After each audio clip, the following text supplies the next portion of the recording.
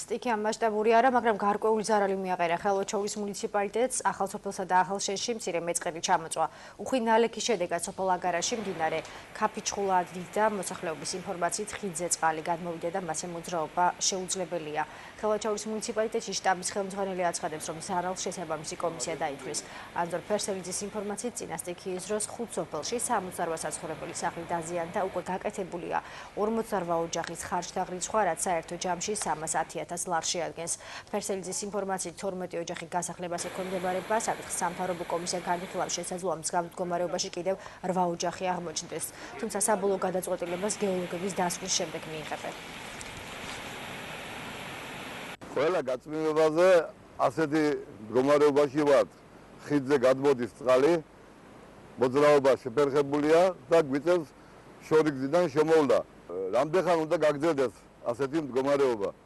ვითხოვთ დახმარებას. უბრალოდ წვიმებზეც შეუძლებელია გადაადგილება წყალდიდობა, ხიდზე გადმოდის წყალი და არ შეიძლება მაგ მანქანაც ვერ გადადის და არა ფეხით მოსიარულე გადაადგეს.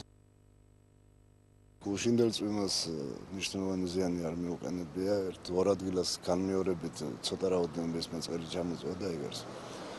დანარჩენი მიმდინარეობს ამ სტიქიური მოვლენების შედეგად დამეწყრილი ადგილების შესწავლა კომისია გასულია. 68 დაზარალებული შევისწავლეთ.